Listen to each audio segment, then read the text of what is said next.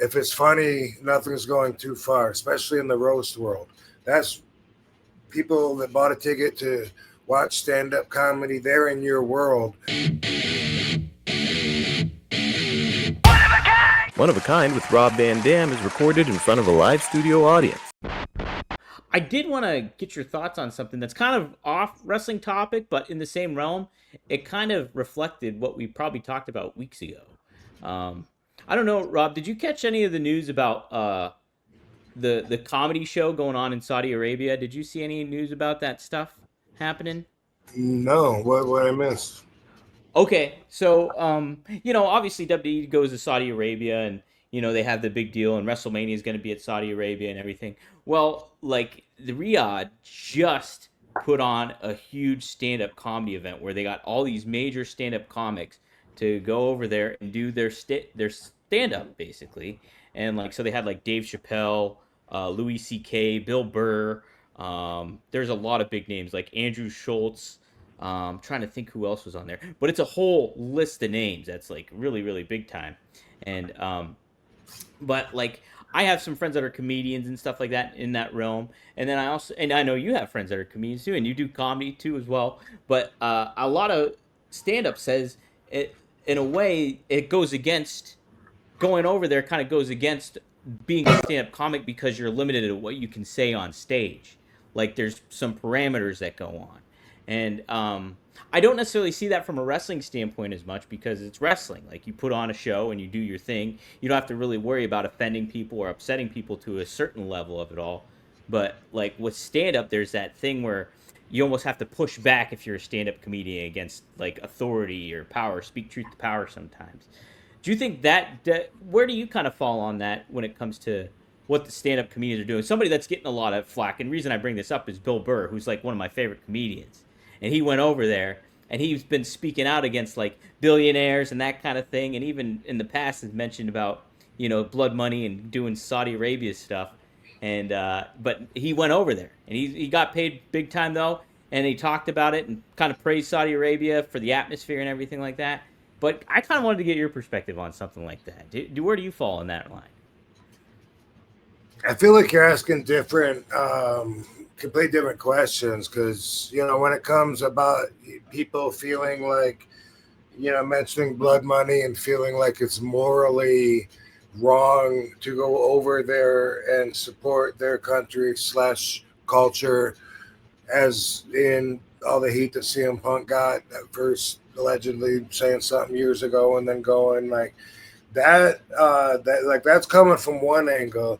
But if you're talking about, being in comedy and being censored, as far as that goes, I feel like you got to respect the culture. You know what I mean? Like Okay. here, there's a rule within the comedy bubble, that says that if it's funny, nothing's going too far, especially in the roast world. That's people that bought a ticket to watch stand-up comedy. They're in your world. Outside of that bubble, you couldn't out on the street get away with a lot of that stuff. Go up to a recent widow and say, hey, three things that have been better about, since your husband's been dead. That works within the comedy bubble, not outside of that. And I think that although it might be challenging, if you're going to another country, you got to respect their culture. And if you can't do it or don't want to do it because you don't want to compromise your art form and expression, I get that too. Just don't go. Right. And so somebody like Bill Burr, who's kind of been outspoken and does that kind of stuff, like speaks truth to power a lot of the time, he went over there, and so he's the one that's getting a lot of flack for going over there a lot. But did he adapt? Did he adapt? Did they like him? He did. They liked him a lot. He went on his podcast and said like how nervous he was about doing it because he didn't know if what he was going to say was going to upset people or anything like that. And he mentioned like jokes about like homosexuality and certain things like that, and like it went totally fine for him, so, what he said and everything like that. And so I guess he was pretty happy with it all, and like, but I think a lot of his fan base was kind of Oh man, this is kind of speaking to what you already said on like what you've been saying on your podcast and everything like that, and you went over there and did it and felt like he compromised himself in certain ways. Well, somebody like Shane Gillis, he actually refused to go. He didn't go. He declined. Like to what your point was saying, where he got offered like 7 figures to go over there and Fuck. declined to go. Yeah, right. So, Yeah. and I could only imagine what Bill Burr got paid. He probably got paid almost that amount, or if maybe more even, from Who's what I that? know. But Bill Burr, I think he Oh, probably got yeah. paid quite a bit. But Yeah. You yeah, know what? so Like I liken it or assimilate it to this in the wrestling world because there's a lot of similarities anyway, as we've talked about going out there and performing live. And anyway, say I'm all about being hardcore, right? I'm doing an interview talking about I love the fact that when I'm out in there in the ring in front of people, I don't really have to worry about rules because I'm RVD on the whole effing show. People expect me to stretch the boundaries that I'm given. That's what being extreme is all about. So if I go grab a chair from the crowd, and hit my opponent in the head, don't be surprised if I end up over the guardrail, maybe fighting through the crowd. Maybe I take a weapon from you. What do you got? A pair of sunglasses, rubber chicken? I don't want none of that. Got a pair of brass knuckles? I think maybe I'll take that. Pow. Thing is, now you come and see me. Say there's a rule you can't go over the guardrail. mhm. Okay, you know what? Damn, that sucks. Well, I can't. What if I set him on the guardrail? What if I set my guy's stomach down on the guardrail and do my leg drop? Is that like going over the guardrail, or is that you know what? You work with it, adapt, and do your fucking job, or don't go. That's how I see it. Yeah. Okay, no, I thought that was an interesting topic to kind of bring up to you because we've Yeah. talked about comedy, we talked about wrestling, we talked about Saudi Arabia. So I was like, I wonder what kind of perspective that is, what I'm I bringing mean, to it. I tell you the truth.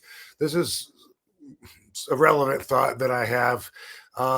It's never appealing to me just to hear an idea about going to that side of the world. You know what I mean? I mean, I don't even like traveling anyway. So when someone calls and they're like, "Hey, we're putting something together, dude. It's gonna be so much fun." We're in Qatar, we're out there. I'm always like, "Oh my god, dude." You know what I mean?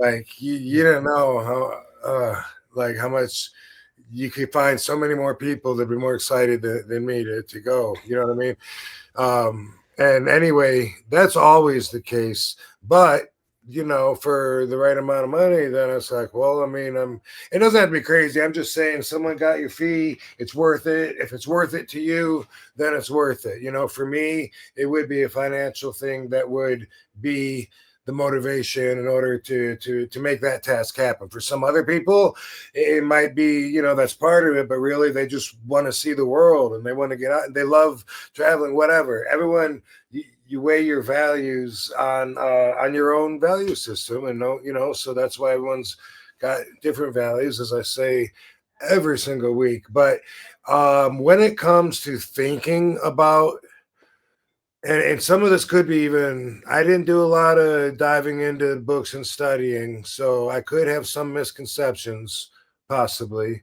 It hasn't been important enough for me yet to really look into uh, right or wrong here. But my thoughts when it comes to their prohibitive um,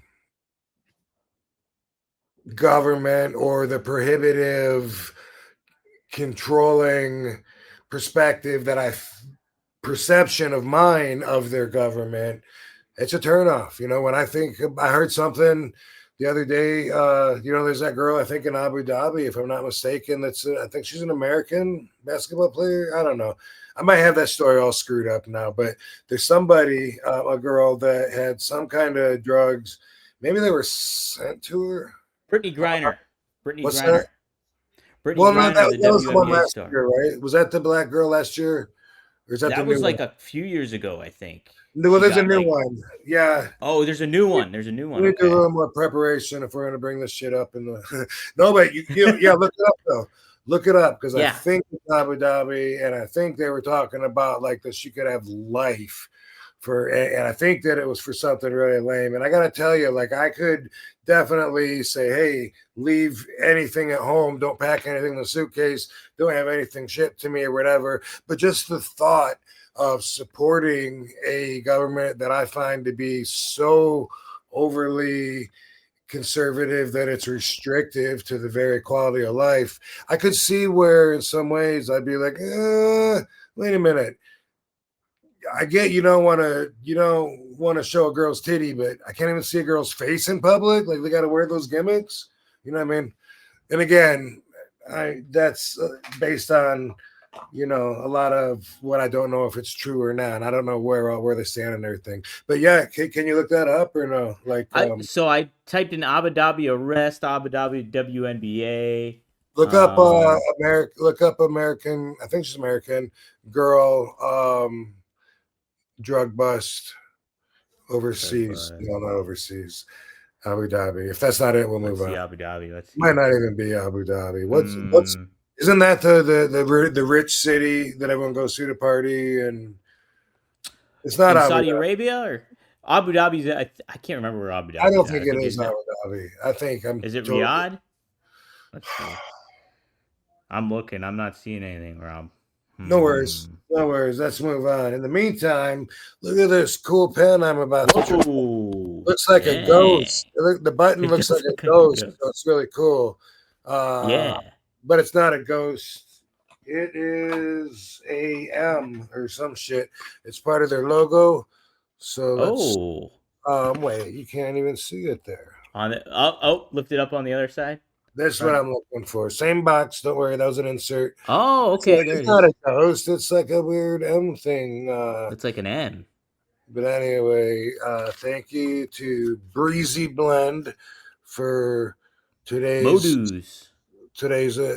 ice water hash rosin or poison rosin. We got CBD, Pegasus, Delta B, THC, PA. What? Anyway, and it's disposal. And this is thank you to Breezy Blend for today's pen. I got a bunch of them here. I mean, I could have went with this one or this one. Dang. Yeah, I get, we always have them. This one looks good because it's fruity. What? A fruity disposable pen stick? Well, hey now. Let's plug them, even though I'm not opening it right now. Yeah. All right, lemon stick citrus. STIQ. Yeah, at first I thought that said LBTQ or whatever. Like, why? I don't know. It clearly doesn't. But it's got a T and a Q in it. It's got a TQ. Is there a Q in that? Yeah, queer, right? Yes. LBGTQ. Where's the Q at? Q is at the end. LBGTQ. I think is now on there too. What? Yeah, they added a couple. Well, we'll put these guys over next week. Yeah. I'll open them. Yeah. Anyway, we'd like to welcome all our trans fans. Hell yeah. We welcome everybody here. Everybody's welcome. What's I? One of a kind. L B G. I don't know what the B is. Oh, bisexual. Right. L B G T Q. Is there a Q? There's a Q. What's Q? There's a Q. Yep. What is that? Q is queer. So there's a difference between gay and queer. Yes. I guess. And okay. Queer, what would I don't. One more question. What's I? Yeah. That's a good one. I don't know. I'm looking it up right now. LB. Go with indica until that gets replaced. Yeah. Okay. Hold on. Let's see if I can figure it. All right. Here it is, Rob. Charged. Damn it. L stands for lesbian. G stands for gay. B stands for bisexual. T sounds stands like you're for reading a Dr. Seuss book to me. It does, doesn't it? T stands for transgender. Q stands for queer or questioning. I stands for intersex. And A stands for asexual. Whoa, that's okay. Yes. That's quite a handful there. That's quite the quite the one. Seth goes, LBGT RVD +1. Yeah. I've had these for too long. They need charges before I can try them. But yeah, +1. Another sponsor we have to put over. They just renewed with us too. Got to give a shout out to IndaCloud. Check out IndaCloud. You get 30% off with us now. So a big discount when you use inda.shop/RVD. You get 30% off, and they got a whole bunch of cool stuff too, like dope ropes, gummies, hard candy, everything like that. So check it out. IndaCloud's a cool way to get a little bit of THC fix for you. So check that out. Go to inda.shop/RVD and you get 30% off when you use code RVD. So help support the show in that manner too. So thanks for renewing with us, IndaCloud. Awesome stuff. Yeah. We do got some super chat questions in the house. Andres Gaming, thanks. You're a newcomer. Thanks for the Canadian $2. He says, "What's Rob's favorite drink?" Rob, you mix it up a little bit. Last time it was Irish coffee, I think you were having. What are you drinking? Irish coffee is still well. I rotate between, I guess, about 3 drinks. Sometimes I like beer, but it's been a while since I've been on a beer kick. Like one beer sometimes when it's cold, whatever. But to drink and get that big full belly feeling of beer, it's something that definitely is at the bottom of my list. The first being an Irish coffee. I like Irish coffee when it's warm, so sometimes it's not the proper drink because you're too hot or whatever, in which case my second favorite, well, I don't know, actually. Depends on what I'm in the mood for. I'm not going to rank them because I also like espresso martinis. And that's a cold coffee drink. And usually if I'm not drinking an Irish coffee or a espresso martini, then I'm drinking champagne. Yes,